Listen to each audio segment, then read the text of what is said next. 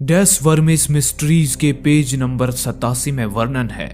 अंतरिक्ष के सबसे सर्द इलाके में राक्षसी शक्तियों के मालिक तबाही के 7 देवता ऑग्ड्रू जहाद एक क्रिस्टल के कैद खाने में सो रहे हैं और इंतजार कर रहे हैं पृथ्वी पर लौटकर अपनी हुकूमत कायम करने और स्वर्ग को जलाकर राख कर देने का। समय सन 1944। द्वितीय विश्व युद्ध अपने अंत के करीब था। युद्ध में लगातार शिकस्त खाने के बाद नाजी सेना थ्यूल सोसाइटी के साथ जुड़ गई थी और विज्ञान के साथ काले जादू को मिलाकर हर हाल में युद्ध जीतने की तैयारी कर रही थी। वो 9 अक्टूबर 1944 की एक भयानक रात थी। उस रात स्कॉटलैंड के समुद्री तट से दूर एक वीरान द्वीप पर तूफानी बारिश अपना कहर बरपा रही थी। उस तूफानी बारिश से लोहा लेते प्रोफेसर ब्रूम अमेरिकी सेना की एक टोली के साथ एक खुफिया मिशन के तहत वहां पहुंच चुका था। उस वक्त ब्रूम की उम्र 28 साल थी और वो अमेरिकी राष्ट्रपति रूजवेल्ट के लिए भूत प्रेतों के विषय में सलाहकार के तौर पर काम कर रहे थे। ब्रूम को डर था कि उस द्वीप पर आगे कुछ भयानक घटित होने वाला है, इसलिए उन्होंने सारे सिपाहियों को पवित्र क्रॉस देना चाहा, लेकिन सेना के सार्जेंट ने उनकी धार्मिक मान्यताओं की खिल्ली उड़ाते हुए उन्हें क्रॉस छोड़कर बंदूक रखने की सलाह दी और अपनी टीम के साथ आगे बढ़ गए। घबराए हुए ब्रूम ने ईश्वर से अपने साथियों के खैरियत की दुआ की और उनके साथ आगे ट्रोंधम एबे नामक खंडरों की तरफ निकल पड़े। ट्रोंधम एबी एक प्राचीन धार्मिक मठ का खंडहर था। माना जाता था कि इसे ऐसी जगह पर बनाया गया था जहां हमारी दुनिया और दूसरी दुनियाओं की सीमा रेखाएं एक दूसरे से टकराती थी। वहां पहुंचते ही अचानक उन्हें एक भयभीत कर देने वाला मंजर नजर आया।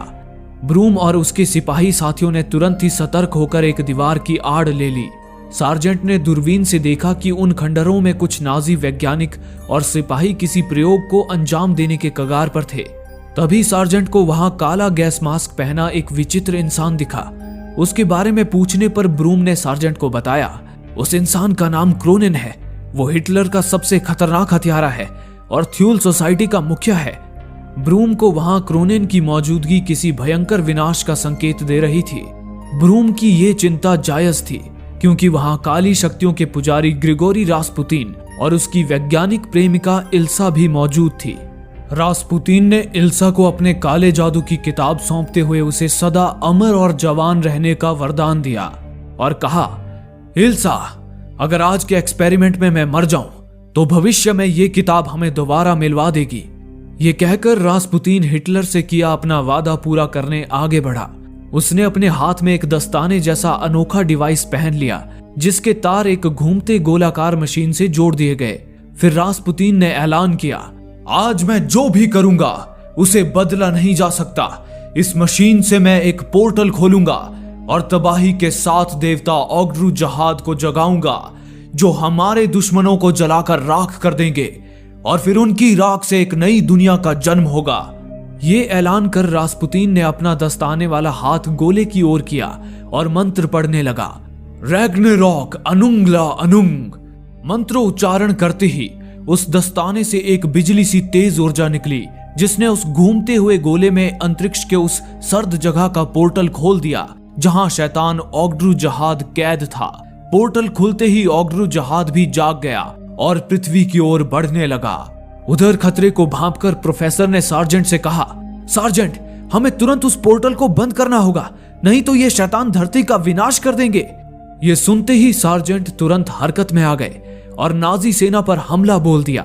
दोनों गुटों में जबरदस्त युद्ध छिड़ चुका था। इसी दौरान क्रोनिन की एक गोली ने ब्रूम के पैर को जख्मी कर दिया। गोलियां खत्म होते ही क्रोनिन ने अपने दोनों हाथों से खंजर निकाल लिए और अमेरिकी सिपाहियों को मौत के घाट उतारता हुआ ब्रूम की तरफ बढ़ने लगा। न जाने वो कैसा दरिंदा था कि जिसे सार्जेंट के बंदूक की गोलियां भी रोक नहीं पा रही थी। तभी ब्रूम ने एक मरे हुए सिपाही का बॉम्ब लेकर उसे पोर्टल की तरफ फेंक दिया। क्रोनिन तुरंत उस बॉम्ब को पकड़ने भागा, लेकिन इससे पहले कि वो बॉम्ब को वहां से हटा पाता, बॉम्ब ब्लास्ट हो गया जिससे क्रोनिन उड़कर एक दीवार से जा टकराया। उस धमाके ने पोर्टल मशीन के परखच्चे उड़ा दिए और उस मशीन का एक नुकीला पुर्जा उड़कर क्रोनिन के पेट को चीरता हुआ दीवार के आर पार हो गया। पोर्टल मशीन के नष्ट होते ही पोर्टल बंद होने लगा, लेकिन रास्पुतीन जो अपने दस्तानों की वजह से उस मशीन से जुड़ा हुआ था, उसका शरीर पिघलता हुआ पोर्टल की ओर खींचने लगा। देखते ही देखते रास्पुतीन बड़े दर्दनाक तरीके से पोर्टल में समा गया। रास्पुतीन के मरते ही अमेरिकी सिपाहियों ने अपनी जीत का बिगुल बजा दिया, लेकिन क्रोनिन और इल्सा किसी तरह बचकर भाग निकले थे। हालांकि ब्रूम को उनसे ज्यादा इस बात की चिंता खाए जा रही थी कि रास्पुतीन ने काफी देर तक पोर्टल खोले रखा था। इस दौरान वहां से कोई ना कोई तो बाहर जरूर आया होगा। ब्रूम का ये शक जल्द ही हकीकत में बदल गया। सिपाहियों ने जब खंडर की छानबीन की तो उन्हें एक छोटा मगर बड़ा ही अजीब सा लाल प्राणी नजर आया, जिसका एक हाथ पत्थर का था और उसके सिर पर 2 सींग थे। अपनी लंबी पूंछ से वो किसी लाल बंदर की तरह लग रहा था, लेकिन ब्रूम जानता था कि वो कोई बंदर नहीं बल्कि किसी नर्क के शैतान का बच्चा था। वो बच्चा घबराया हुआ था। उसे देख ब्रूम ने सैनिकों को उसे मारने से रोका और उसे चॉकलेट का लालच देकर अपने पास बुलाया। वो प्राणी भी किसी मासूम बच्चे की तरह ब्रूम की गोद में लिपट गया। ये देख सैनिकों का दिल भी पिघल गया। उस दिन से ब्रूम ने उसे अपना बेटा मान लिया और सबने मिलकर नर्क से आए उस बच्चे को नाम दिया हेलबॉय। इस घटना के 60 साल बाद मोल्डेविया देश के बिरगाओ पास नामक बर्फीली पहाड़ियों पर 3 मुसाफिर किसी मंजिल की तलाश में भटक रहे थे। उन तीनों में से एक व्यक्ति गाइड था, जो अपने पीछे चल रहे 2 मुसाफिरों को एक विशाल प्राचीन गुफा के अंदर ले आया। उनमें से एक मुसाफिर ने एक किताब खोली जिसमें एक मेज का चित्र बना हुआ था। वे गाइड की मदद से ठीक वैसी ही जगह पर पहुंच गए थे जहां जमीन पर एक विशाल मेज जैसी आकृति बनी हुई थी। उस मेज के चारों तरफ विशाल मूर्तियां भी बनी हुई थी। वो गाइड उस जगह से भयभीत था। वो काम के बदले अपनी कीमत लेकर जल्द से जल्द वहां से निकलना चाहता था। इतने में ही एक खंजर उसकी पीठ को चीरता हुआ उसके पेट से बाहर निकला और उसकी लाश उस गोलाकार मेज में जा गिरी। उस गाइड को मौत की नींद सुलाकर उन 2 मुसाफिरों ने अपने अपने मास्क उतार दिए। वो कोई और नहीं, रास्पुतीन के दरिंदे सिपाही इल्सा और क्रोनिन थे। देखते ही देखते उस गाइड का खून बहता हुआ एक गड्ढे में जमा हो गया और अगले ही क्षण उस खून से दरिंदा रास्पुतीन एक बार फिर जीवित हो उठा। उस दरिंदे की वापसी पूरी दुनिया के लिए भयंकर विनाश की चेतावनी थी। उधर दूसरी ओर इस खतरे से बेखबर प्रोफेसर ब्रूम अब बुढ़ापे की दहलीज पर कदम रख चुके थे। उन्हें डॉक्टरों से पता चला कि वो एक लाइलाज कैंसर से ग्रस्त थे, जिससे बहुत जल्द उनकी मौत हो सकती थी। हालांकि खुद से ज्यादा ब्रूम को इस बात की चिंता थी कि उनकी मौत के बाद उनके बेटे की देखरेख कौन करेगा। वो जिस बेटे की बात कर रहे थे वो और कोई नहीं, हेलबॉय ही था। अमेरिकी सरकार ने हेलबॉय को आज भी गुप्त रूप से छुपा कर रखा था, लेकिन समय समय पर कुछ लोग उसे देखे जाने के दावे पेश करते रहते थे। लोगों का कहना था कि सरकार की किसी गुप्त संस्था ने हेलबॉय को छुपा कर रखा था, लेकिन सरकार ने लोगों के दावों को खारिज करते हुए ये ऐलान कर दिया था कि न तो उनकी कोई गुप्त संस्था थी और न ही हेलबॉय जैसा कोई प्राणी इस दुनिया में मौजूद था।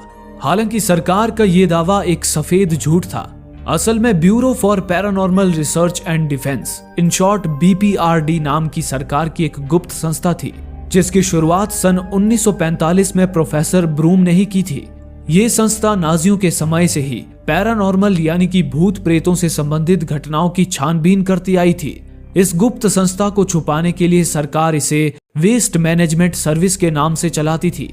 इसी तरह एक दिन FBI एजेंट जॉन मायर्स का BPRD में ट्रांसफर हुआ। जॉन BPRD के कार्य से पूरी तरह अनजान था। उसने जब ब्यूरो में प्रवेश किया तो एक अत्याधुनिक लिफ्ट उसे बिल्डिंग के नीचे एक खुफिया कमरे तक ले आई। जॉन उस कमरे में आगे बढ़ा ही था कि तभी उसे वहां मौजूद पानी की टंकी में एक अजीब सा प्राणी नजर आया। वो प्राणी आधी मछली और आधे इंसान की तरह दिख रहा था। उसे देख जॉन भौचक्का रह गया। इतने में ही ब्रूम भी वहां पहुंच गए। जॉन ब्रूम को अपना परिचय देने ही वाला था कि तभी उस प्राणी ने जॉन के मुंह खोलने से पहले ही उसकी सारी कुंडली ही खोलकर रख दी। उसे सुन जॉन हैरान रह गया। उसने ब्रूम से पूछा, आखिर ये प्राणी मेरे बारे में इतना सब कैसे जानता है? इस पर ब्रूम मुस्कुराए और कहा, इस प्राणी के पास अविश्वसनीय साइकिक यानी कि दिमागी शक्तियां हैं। ये हमें 14 अप्रैल सन 1865 के दिन एक अस्पताल के खुफिया तहखाने में मिला था। ये वही दिन था जब अमेरिका के राष्ट्रपति अब्राहम लिंकन की मौत हुई थी, इसलिए हमने इसका नाम अब्राहम सेपियन, इन शॉर्ट एब रखा है। एब से परिचय कराने के बाद ब्रूम जॉन को एक भारी भरकम दरवाजे तक ले आए। उन्होंने जॉन को 2 चॉकलेट थमा दिए और खुद वापस लौट गए। तभी उस दरवाजे पर तैनात एजेंट क्ले ने दरवाजे को खोला। वे दोनों जब उस दरवाजे के अंदर गए तो जॉन ने अपने सामने जो देखा उसे देख वो भौचक्का रह गया।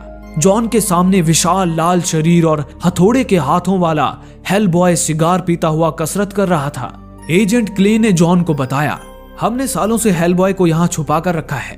हम उसे सिर्फ अपनी निगरानी में ही बाहर जाने देते हैं। हेलबॉय की उम्र आम इंसानों के मुकाबले काफी धीमी बढ़ती है, इसलिए आज 60 साल बाद भी वो अपने 20 साल की यंग एज में है। हेलबॉय इंसानों की तरह दिखना चाहता है, इसलिए वो अपने सींगों को बढ़ने नहीं देता और हमेशा उन्हें घिसकर छोटा करता रहता है। जॉन को ये सब बताकर क्ले ने हेलबॉय से कहा, हेलबॉय, हमने तुम्हारी देखरेख के लिए ही जॉन को अपॉइंट किया है। ये सुनकर हेलबॉय ने साफ कह दिया, मुझे अपनी देखरेख के लिए किसी आया की जरूरत नहीं है। पर तभी उसे जॉन के हाथों में चॉकलेट्स दिखे, जिसे देख हेलबॉय समझ गया कि जॉन को उसके पिता ब्रूम ने भेजा है, इसलिए उसने जॉन को अपने साथ काम करने का एक मौका दिया। इसी दौरान मिशन का अलार्म बज उठा। हेलबॉय जॉन को परखने के लिए उसे अपने साथ मिशन पर ले गया। उन्हें खबर मिली थी कि कुछ देर पहले शहर के एक बड़े म्यूजियम में किसी भयानक वारदात को अंजाम दिया गया था। अब तक बीपीआरडी की टीम ने उस मामले को अपने कंट्रोल में ले लिया था। बीपीआरडी के अधिकारियों ने वहां मौजूद पुलिस और मीडिया को बस ये जानकारी दी थी कि वहां एक बड़ी चोरी हुई थी। इसी बीच एक कचरे का ट्रक म्यूजियम की तरफ बढ़ा। उसी ट्रक में मौजूद एब और हेलबॉय मिशन के लिए तैयार हो रहे थे। हेलबॉय ने अपनी बड़ी सी रिवॉल्वर निकाल ली और सिगार के बड़े बड़े कश लगाता हुआ एब के साथ म्यूजियम के अंदर जा पहुंचा। म्यूजियम में ब्रूम पहले से ही उनका इंतजार कर रहे थे। ब्रूम ने उन्हें बताया, आज शाम 7 बजे कुछ अपराधी यहाँ घुस आए थे। उन्होंने 6 गार्ड्स को मार डाला और संत डायोनाइसिस की मूर्ति के 2 टुकड़े कर दिए। कहा जाता है कि प्राचीन काल में संत डायोनाइसिस की पवित्र मूर्ति के अंदर एक भयानक राक्षस को कैद किया गया था। बदकिस्मती से आज उसी राक्षस को किसी ने आजाद कर दिया है। इन्हीं बातों के बीच म्यूजियम की छानबीन कर रहे एब ने एक दरवाजे को छूकर अपनी शक्ति से महसूस कर लिया कि वो भयानक राक्षस उस वक्त उस कमरे में ही मौजूद था। बस इतना सुनने की देर थी कि हेलबॉय ने अपनी बंदूक लोड कर ली और उस राक्षस का शिकार करने अकेला ही निकल पड़ा। हेलबॉय ने जब उस कमरे के अंदर प्रवेश किया तो देखा कि वो राक्षस छत से लटका एक गार्ड की लाश को खा रहा था। इसी दौरान दरवाजे की दूसरी ओर एब को एक प्राचीन किताब से उस राक्षस के बारे में जानकारी मिली। उसने हेलबॉय को बताया कि उस राक्षस का नाम समाएल है। एब उसके बारे में आगे बता ही रहा था कि तभी वो राक्षस समाएल नीचे उतर आया। उसकी भयानक शक्ल और 4 बड़ी आंखें हेलबॉय को खा जाने वाली नजरों से घूर रही थी। अगले ही पल उनमें मुठभेड़ शुरू हो गई, पर हेलबॉय की एक ही गोली ने समाएल को यमराज के पास पहुंचा दिया। अब वो राक्षस दोबारा कभी नहीं उठेगा। ये सोचकर हेलबॉय इतराता हुआ वहां से लौट ही रहा था कि तभी एब ने उसे बताया कि समाएल में दोबारा जीवित होने की शक्ति है। ये सुनकर जब हेलबॉय पीछे पलटा तो समाएल अब वहां से गायब हो चुका था। अगले ही पल समाएल ने हेलबॉय पर हमला कर दिया। उसने हेलबॉय को कपड़े की तरह धो धो कर खिड़की से नीचे फेंक दिया। हेलबॉय दर्द से कराहता हुआ अभी उठा ही था कि तभी राक्षस समाएल ने अपनी लंबी जुबान से हेलबॉय के हाथ को दबोच लिया। उसकी जुबान से निकला डंक तेजाब छोड़ता हुआ हेलबॉय के हाथ को जलाने लगा। तभी ऐन मौके पर जॉन वहां आ गया। उसने समाएल को अपनी गोलियों से भून कर रख दिया। हालांकि समाएल गोली खाने के बावजूद भी उठ खड़ा हुआ और वहां से भाग निकला। ये देख हेलबॉय ने भी अपने हाथ से समाएल का डंक निकाल फेंका और उसका पीछा करने लगा। भागते हुए समाएल सबवे में जा पहुंचा और सामने से आती ट्रेन में जा घुसा। वो ट्रेन के दरवाजे तोड़ता हुआ दूसरी तरफ निकल गया। ये देख हेलबॉय भी उस ट्रेन पर लटक गया, लेकिन वहां मौजूद टीटी ने हेलबॉय को भी शैतान समझ लिया और उसे पीट पीट कर ट्रैक पर गिरा दिया। ट्रेन के नीचे घिस घिस कर हेलबॉय के सींगों की तरह उसका गुस्सा भी अब आग सा तप चुका था। तभी सबवे की छत पर लटका समाएल एकाएक हेलबॉय पर कूद पड़ा। वो हेलबॉय पर पूरी तरह हावी हो चुका था, लेकिन हेलबॉय ने किसी तरह रेलवे ट्रैक के उस हिस्से को पकड़ लिया जिसमें हाई वोल्टेज करंट दौड़ रहा था। हेलबॉय पर तो आग और करंट का कोई असर नहीं होता था, लेकिन उस हाई वोल्टेज करंट ने समाएल को जलाकर राख कर दिया। आखिरकार हेलबॉय ने राहत की सांस ली। उसने जॉन को मिशन पूरा होने की खबर दी और अपना ट्रांसमीटर बंद करके कहीं चला गया। हेलबॉय के वहां से जाते ही राक्षस समाएल की जलती चिता से 2 हरे आग के गोले बाहर निकल आए। उसी सबवे के एक पुराने बंद पड़े हिस्से में क्रोनिन और इल्सा रासपुतीन की सेवा में लगे हुए थे। वो आग के गोले उड़ते हुए रासपुतीन के पास आ गए। रासपुतीन के उन आग के गोलों को हाथ में लेते ही 2 और समाएल पैदा हो गए। उसके बाद रास्पुतीन ने अपने साथियों से कहा, आज से 7 दिन बाद चंद्र ग्रहण के दिन हमें धरती पर विनाश लाना है, जिसके लिए हमें हेलबॉय को उसकी मंजिल तक ले जाना होगा।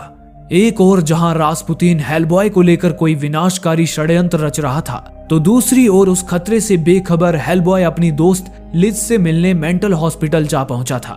लिज के अंदर बचपन से ही पायरोकाइनेटिक यानी कि शरीर से आग निकालने की अविश्वसनीय शक्ति थी, लेकिन बदकिस्मती से वो अपनी शक्तियों पर कंट्रोल नहीं कर सकती थी।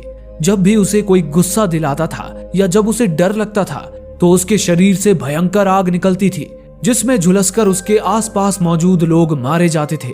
इस वजह से वो लोगों के लिए खतरा बन गई थी। लेकिन प्रोफेसर ब्रूम लिज की हालातों से वाकिफ थे, इसलिए उन्होंने लिज को ब्यूरो में रहने की जगह दी थी ताकि वो लोगों से और लोग उससे सुरक्षित रहें। लेकिन लिज को 4 दीवारी में रहना पसंद नहीं था, इसलिए वो बार बार ब्यूरो से भाग जाया करती थी। पर अपनी शक्ति पर काबू खोकर वो दोबारा तबाही मचा देती और ब्रूम उसे वापस ब्यूरो ले आते। लेकिन इस बार वो अपने दिमाग और शक्तियों पर काबू पाने की आस में एक लंबे समय से मेंटल हॉस्पिटल में रह रही थी। हेलबॉय लिज से बेहद प्यार करता था और बार बार वो लिज से मिलने के लिए ब्यूरो से चोरी छुपे भाग जाया करता था, लेकिन इससे वो कई बार लोगों की नजर में आ जाता था, जिस वजह से ब्रूम और बीपीआरडी के अधिकारी उससे परेशान रहते थे। इसी तरह उस रात भी बीपीआरडी के डायरेक्टर टॉम को हेलबॉय के भागने की खबर मिल चुकी थी। वो चिढ़ा हुआ म्यूजियम में ब्रूम की छानबीन के बीच आकर उन पर अपनी भड़ास निकालने लगा। इसी दौरान वहां छानबीन कर रहे एब को एक खंजर मिला। एब में एक शक्ति ये भी थी कि वो किसी चीज को छूकर ही उससे जुड़ी भूत और भविष्य की झलकियां देख सकता था। उसने उस खंजर के जरिए ब्रूम को वहां बीती घटना की एक झलक दिखाई। उन्होंने देखा कि कैसे म्यूजियम बंद होते ही क्रोनन और इल्सा चोरी छिपे म्यूजियम में घुस आए थे। क्रोनन ने अपने खंजर के एक ही वार से संत डायोनाइसिस की पवित्र मूर्ति के 2 टुकड़े कर दिए, जिससे वहां सिक्योरिटी अलार्म बज उठा। लेकिन सिक्योरिटी की फिक्र न करते हुए इल्सा ने मूर्ति के अंदर रखे एक कंटेनर को बाहर निकाल लिया। तभी अलार्म की आवाज सुनकर सिक्योरिटी गार्ड्स वहां आ गए, लेकिन क्रोनन ने अपने खंजर से उन सारे गार्ड्स को काट कर रख दिया। इसी के साथ रास्पुतीन भी वहां आ पहुंचा। रास्पुतीन के कहने पर इल्सा ने उस कंटेनर को खोला। उस कंटेनर में ही हजारों एंजल्स के पवित्र आंसू से बने नमक के बीच राक्षस समाएल को कैद किया गया था। इल्सा ने उस नमक को जमीन पर बिखेर दिया, जिसके बाद रास्पुतीन ने अपनी शक्ति से राक्षस समाएल को आजाद कर दिया। समाएल को यह वरदान प्राप्त था कि जब भी उसकी मौत होगी तो उससे 2 और समाएल का जन्म होगा, और यही वजह थी कि हेलबॉय के समाएल को मारने से 2 और समाएल का जन्म हुआ था। रास्पुतीन को दोबारा जीवित देख ब्रूम बेचैन हो उठे। उन्हें अंदेशा हो गया था कि 60 साल पहले रास्पुतीन का जो मकसद अधूरा रह गया था वो उसे पूरा करने ही वापस लौटा था। दूसरी ओर हेलबॉय लिज के साथ बैठा उसे वापस ब्यूरो लौटने के लिए मना रहा था, लेकिन लिज वापस लौटना नहीं चाहती थी, क्योंकि हॉस्पिटल में रहकर वो अपनी शक्तियों पर काबू पाना सीख रही थी। इन्हीं बातों के बीच ब्रूम अपनी टीम के साथ हेलबॉय को ले जाने वहां आ पहुंचे, जिसके बाद लिज हेलबॉय का दिल तोड़कर वापस हॉस्पिटल लौट गई। उसके जाते ही हेलबॉय अपने टूटे दिल और हाथ में लगे चोट दोनों के दर्द से बेहाल हो गया। ब्रूम तुरंत उसे ब्यूरो वापस ले आए। ब्यूरो पहुंचते ही एब ने हेलबॉय के जख्म की मरहम पट्टी शुरू कर दी। एब को पता चला कि समाएल ने जब अपनी लंबी जीभ से हेलबॉय के हाथ पर डंक मारा था, तो उस डंक के जरिए उसने चंद सेकंड के अंदर ही हेलबॉय के हाथ में अपने 3 अंडे भी छोड़ दिए थे। एब ने बाकियों को बताया, समाएल ऐसे ही अपने डंक से किसी पर भी अंडे छोड़ सकता है, लेकिन ये अंडे गर्मी और रोशनी में पनप नहीं सकते, इसलिए हेलबॉय के गर्म शरीर में वे नष्ट हो गए।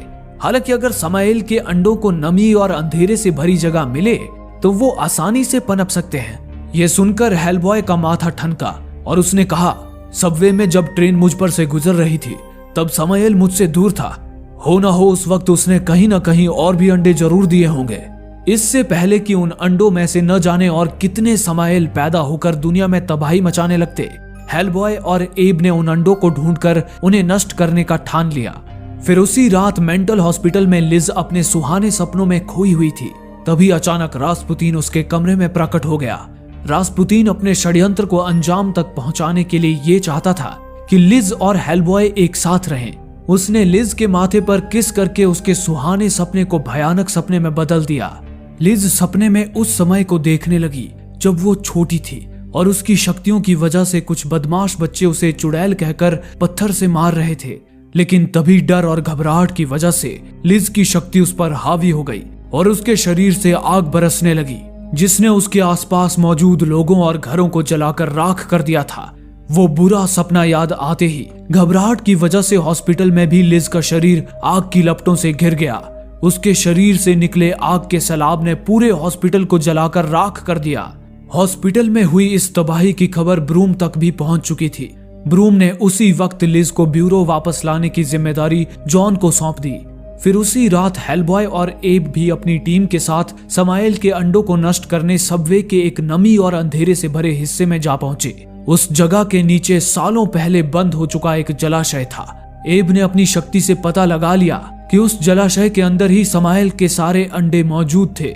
वे जब उस जलाशय की तरफ बढ़े तभी उनकी आहट सुनकर पास ही एक खुफिया जगह पर बैठा क्रोनन सतर्क हो गया। क्रोनन ने अपना मास्क पहन लिया और एक लिफाफा अपनी जेब में डालकर वहां से निकल गया। दूसरी ओर हेलबॉय ने उस पानी से भरे जलाशय में घुसने का रास्ता ढूंढ निकाला। एब फौरन उस जलाशय में कूद पड़ा।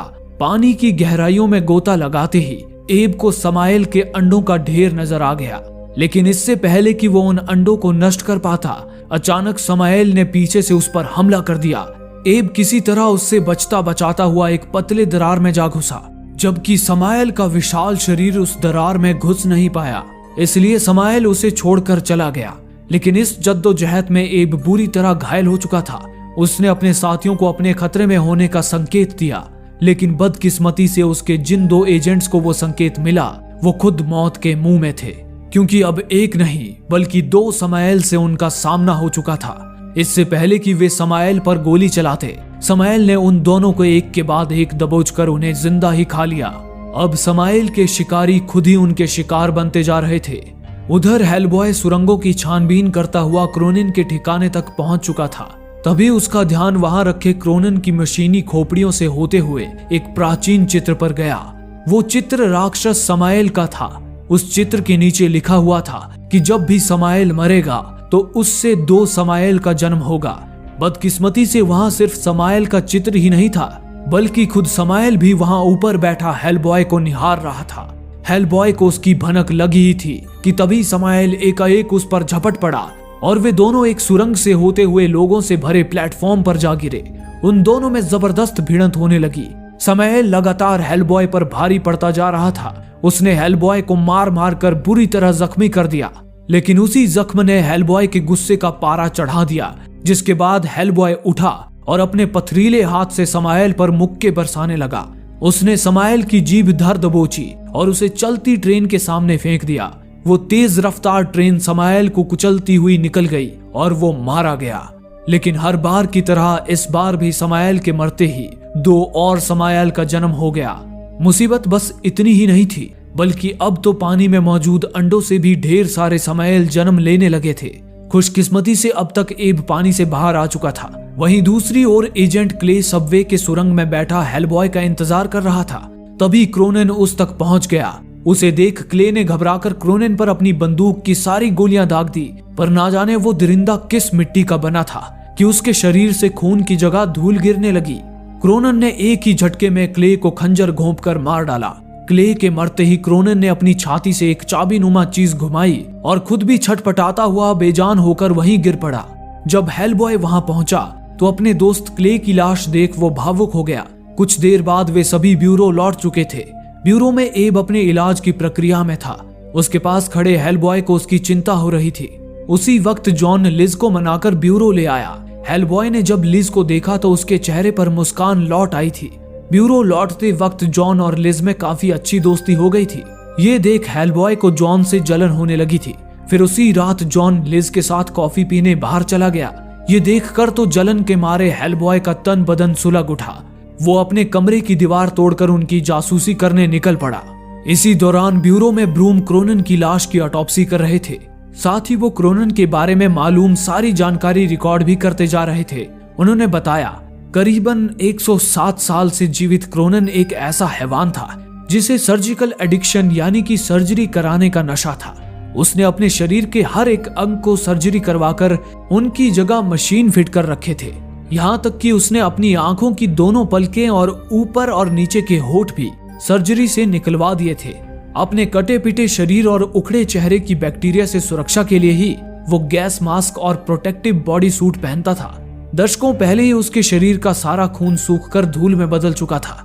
आखिर कोई इंसान ऐसी बुरी दशा में होने के बावजूद भी जीवित क्यों रहना चाहेगा? इस बात ने ब्रूम के दिमाग को झंझोड़ कर रख दिया था। तभी उसे क्रोनन के सामान में एक लिफाफा मिला जिसमें एक फटी हुई पर्ची थी। उस पर्ची में रशियन भाषा में कोई अधूरा शब्द लिखा था। ब्रूम ने जब उस पर्ची को कंप्यूटर की मदद से पूरा करके देखा तो उसमें लिखा था सेबेस्टियन प्लेकबा नंबर 16। इसी दौरान ऑटोप्सी रूम में क्रोनन एकाएक जिंदा लाश की तरह उठ खड़ा हुआ। उसने अपने सारे पुर्जे वापस लगा लिए और ऑटोप्सी रूम से बाहर निकल गया। वहीं इस खतरे से बेखबर ब्रूम एक प्राचीन किताब में सेबेस्टियन प्लेकबा का मतलब ढूंढ रहे थे। उन्हें पता चला कि असल में सेबेस्टियन प्लेकबा मॉस्को में मौजूद एक कब्रिस्तान था जहां रास्पुतीन की कब्र मौजूद थी। ब्रूम इस सुराग से कोई निष्कर्ष निकाल पाते उससे पहले ही क्रोनन वहां आ पहुंचा। सिर्फ क्रोनन ही नहीं बल्कि रास्पुतीन भी वहां प्रकट हो चुका था। उन्हें देख ब्रूम समझ गए कि क्रोनन की लाश के जरिए वो पर्ची ब्रूम तक पहुंचाना रास्पुतीन का ही बिछाया एक जाल था। रास्पुतीन के जाल में फंसकर ब्रूम ने उस पर्ची को डिकोड कर दिया था। रास्पुतीन के षड्यंत्र का अगला हिस्सा था ब्रूम की मौत, ताकि उनके मरने के बाद हेलबॉय बदले की आग के लिए उस पर्ची के जरिए रास्पुतीन को ढूंढता हुआ उसकी कब्र पर आ जाए, जैसा कि रास्पुतीन चाहता था। ब्रूम को मारने से पहले रास्पुतीन ने उन्हें भविष्य में होने वाली तबाही की एक झलक दिखाई, जिसमें हेलबॉय ने ऑग्ड्रू जहाद के साथ मिलकर धरती को नर्क में बदल दिया था। ये देख ब्रूम का दिल दहल उठा। रास्पुतीन ने ब्रूम से कहा, इस तबाही को रोकने के लिए तो तुम्हारे भगवान भी यहाँ नहीं है, जबकि मेरे मालिक बहीमौत जो ऑग्ड्रू जहाद की संतान है वो हमेशा मेरे साथ रहते हैं। वो हर बार मेरे मरने पर थोड़ा थोड़ा मुझ में समा कर आ जाते हैं। ये कहकर रास्पुतीन के हाथों में कुछ हलचल हुई। ये हलचल उसके अंदर मौजूद शैतान बहीमौत की थी, जिसे देख ब्रूम सन्न रह गए। इसी के साथ दरिंदे क्रोनन ने अपना खंजर ब्रूम की गर्दन में घुसाकर उन्हें मौत के घाट उतार दिया। कुछ ही देर बाद हेलबॉय, जॉन और लिज को ब्रूम के मौत की दुखद खबर मिल गई। हेलबॉय ने ब्यूरो आकर जब ब्रूम की लाश देखी तो वो उनसे लिपट कर रो पड़ा। हालांकि वो चाहकर भी उनके अंतिम संस्कार में शामिल तो नहीं हो पाया, पर उनकी मौत के गम में वो 3 दिन से ना तो सोया था और ना कुछ खाया था। ये देख लिज को हेलबॉय की चिंता होने लगी। उसने फैसला किया कि अब वो हेलबॉय का साथ छोड़कर कहीं नहीं जाएगी। वहीं दूसरी ओर रास्पुतीन ने ब्रूम से जो पर्ची डिकोड करवाई थी उसे देख बीपीआरडी डायरेक्टर टॉम को लगा कि जरूर रास्पुतीन और समायल उन्हें मॉस्को में रास्पुतीन की कब्र पर ही मिलेंगे। इसलिए वो उन्हें खत्म करने हेलबॉय और बाकी टीम को लेकर उसी रात मॉस्को के लिए रवाना हो गया। उस सफर में लिज और जॉन भी हेलबॉय के साथ थे। अगली सुबह वे मॉस्को के उस बर्फीले शहर में पहुंच गए जहां सेबेस्टियन प्लेकबा नामक कब्रिस्तान में रास्पुतीन की कब्र थी। लेकिन वहां रास्पुतीन की कब्र को ढूंढना किसी भूसे के ढेर में सुई ढूंढने जैसा था। लेकिन हेलबॉय की बात कुछ और थी। उसने ब्यूरो में काम के दौरान तंत्र विद्या सीख रखी थी। उसने तावीज और मंत्रों की शक्ति से एक कब्र में सालों से सोए मुर्दे में जान फूंक दी और उसे अपने कंधे पर बिठा लिया। अब वो मुर्दा उन्हें रास्पुतीन की कब्र तक ले जाने के लिए तैयार था। उसके बताए रास्ते पर चलते हुए वे लोग एक तहखाने में पहुंच गए जिसके नीचे मीलों तक खुफिया सुरंगें फैली हुई थी। वे जैसे ही तहखाने के एक बड़े से कमरे में पहुंचे तभी अचानक जमीन से निकली लोहे की दीवारों ने उन्हें एक दूसरे से अलग कर दिया। अब जहां हेलबॉय, टॉम और एक एजेंट दीवार के एक तरफ थे तो वहीं लिज, जॉन और एक दूसरा एजेंट दीवार के दूसरी तरफ। वो दोनों टीम अलग अलग सुरंगों से आगे बढ़ने लगी। आगे चलकर हेलबॉय की टीम एक पुल पर पहुंच गई जिसके दोनों तरफ गहरी खाई थी। तभी अचानक वे जिस दरवाजे से पुल पर आए थे वो दरवाजा अपने आप ही बंद हो गया। ये देख हेलबॉय ने रास्ता बताने वाले मुर्दे का बोझ अपने एजेंट के कंधे पर लाद दिया और सतर्क होकर सभी को पुल के दूसरे छोर की तरफ ले जाने लगा। तभी अचानक एक विशाल पेंडुलम उनकी तरफ आया जिसने पुल को तोड़ते हुए एजेंट को मुर्दे के साथ ही खाई में धकेल दिया। देखते ही देखते पुल के दूसरे छोर का दरवाजा भी बंद होने लगा। खतरे को भांपकर हेलबॉय ने फौरन टॉम को उस दरवाजे के दूसरी ओर फेंक दिया। उसके बाद वो खुद भी पेंडुलम से बचता हुआ दरवाजे के उस पार पहुंचने में कामयाब हो गया। वहां पहुंचकर उन्होंने राहत की सांस ली। लेकिन ये तो बस शुरुआत थी। उनकी मुसीबतें तो अब बढ़ने वाली थी, क्योंकि दरवाजे के दूसरी ओर क्रोनन अपने अड्डे पर बैठा म्यूजिक की धुन में खोया हुआ था। हेलबॉय और टॉम दबे पांव खंजर लगे संकरे गलियारे से होते हुए उसकी ओर बढ़ने लगे। तभी एक खंजर से टॉम की उंगली जख्मी हो गई। उसकी दर्द भरी आहट से क्रोनन सतर्क हो गया और पलक झपकते ही उनकी नजरों से ओझल हो गया। वे दोनों क्रोनन के कमरे में पहुंचे ही थे कि तभी अचानक क्रोनन ने पीछे से उन पर हमला कर दिया। लेकिन इस बार हेलबॉय भी पूरी तरह तैयार था। उसने क्रोनन को बड़ी बेदर्दी से पीटकर एक कोने में फेंक दिया। लेकिन अगले ही पल क्रोनन ठहाके मार मार कर हंसने लगा और तभी हेलबॉय भाले से भरे कुएं के बीच रस्सी से लटक गया। क्रोनन हेलबॉय की रस्सी काटने ही वाला था कि तभी टॉम ने उसका ध्यान भटका दिया। मौका पाकर हेलबॉय ने उसकी रस्सी से फंदा बनाकर क्रोनन के गले में डाल दिया और उसे ही भाले से भरे कुएं में गिरा दिया। अंत में हेलबॉय ने एक बड़ा मशीनी पुर्जा क्रोनन के ऊपर फेंक कर उसका काम तमाम कर दिया। हेलबॉय टॉम को उस सुरक्षित जगह पर छोड़कर आगे बढ़ गया। उधर दूसरी ओर लिज और जॉन बातें करते हुए हेलबॉय के ठीक नीचे वाली सुरंग से आगे बढ़ रहे थे। हेलबॉय ने उनकी आवाज से उनकी पोजीशन का पता लगा लिया था। तभी थोड़ा आगे जाते ही जॉन और लिज एक गुफा में पहुंच गए, जहां अपने सामने एक भयानक मंजर देख वो डर से कांप उठे। वे समाएल से भरी गुफा में आ चुके थे, जहां समाएल अपने अंडों की रक्षा कर रहे थे। इससे पहले कि वे भाग पाते, गुफा का दरवाजा बंद हो गया। इसी बीच एजेंट समाएल को खत्म करने के लिए बॉम्ब तैयार कर ही रहा था कि तभी दो समाएल उस पर झपट पड़े और उसे चीर फाड़ कर रख दिया। ये देख जॉन ने समाएल पर गोली चलाई, लेकिन उसका उन पर कोई असर नहीं हुआ। समाएल का झुंड जैसे ही उन पर झपटने वाला था, तभी हेलबॉय छत तोड़कर समाएल पर कूद पड़ा और अपने लात घूसों से उनका सामना करने लगा। लेकिन बदकिस्मती से अब अंडों से भी नए समाएल का जन्म होने लगा था। वे झुंड के झुंड हेलबॉय पर टूट पड़े। इससे पहले कि वे हेलबॉय को नोच खाते, लिज ने जॉन से खुद को थप्पड़ मारने के लिए कहा। जॉन के थप्पड़ मारते ही गुस्से से लिज का शरीर आग उगलने लगा। ये देख जॉन एक पत्थर के पीछे छुप गया। इतने में ही लिज अपनी आग से सारे समाएल पर बरस पड़ी और उन्हें अंडों के साथ भून कर रख दिया। शक्ति के ज्यादा इस्तेमाल से अब लिज बेहोश हो चुकी थी और साथ ही हेलबॉय और जॉन भी घायल हो गए थे। समाएल और उसके अंडों को एक साथ खत्म करने से समाएल का पूरी तरह से अंत हो गया। लेकिन मुसीबत अभी टली नहीं थी, क्योंकि रास्पुतीन और इल्सा वहां पहुंच चुके थे। उन्होंने हेलबॉय और जॉन को अपने ठिकाने पर ले जाकर बंदी बना लिया और बेहोश पड़ी लिज को एक चट्टान पर लिटा दिया। अब वे अपने मकसद को अंजाम देने के आखिरी पड़ाव पर थे। उस जगह पर एक पत्थर का प्राचीन स्तंभ भी मौजूद था, जिसे कई साल पहले ओग्ड्रू जहाद ने अंतरिक्ष से धरती पर भेजा था। वो पत्थर अंतरिक्ष के उस अंधेरी जगह का पोर्टल खोल सकता था जहां ओग्ड्रू जहाद कैद था। रास्पुतीन ने हेलबॉय से कहा, मुझे इस पोर्टल को खोलने के लिए एक चाबी की जरूरत है। वो चाबी कुछ और नहीं बल्कि तुम्हारा वो पथरीला हाथ है। असल में रास्पुतीन ने 60 साल पहले जो पोर्टल खोला था, उसके जरिए ओग्ड्रू जहाद ने हेलबॉय को धरती पर भेजा था, ताकि हेलबॉय ओग्ड्रू जहाद को धरती पर लाने के लिए उस पत्थर के स्तंभ से एक बड़ा पोर्टल खोल सके। ये बताकर रास्पुतीन हेलबॉय को पोर्टल खोलने के लिए उकसाने लगा। वहीं जॉन ने हेलबॉय से चिल्लाकर कहा, हेलबॉय, तुम किसी भी हालत में पोर्टल मत खोलना। हेलबॉय ने भी पोर्टल खोलने से साफ इनकार कर दिया, पर रास्पुतीन को चंद्र ग्रहण से पहले पोर्टल खुलवाना था, इसलिए उसने लिज का इस्तेमाल किया। उसने उसकी आत्मा को उसके शरीर से निकालकर पोर्टल के दूसरी ओर भेज दिया। फिर रास्पुतीन ने हेलबॉय के हाथ में मौजूद उसके पिता ब्रूम का क्रॉस दूसरी तरफ फेंक दिया और कहा, हेलबॉय, अगर तुम्हें लिज की आत्मा वापस लानी है तो तुम्हें पोर्टल खोलना ही पड़ेगा।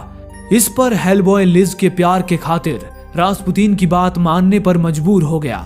उसने रास्पुतीन के कहने पर अपना असली नाम दोहराया, अनुग ओनरामा।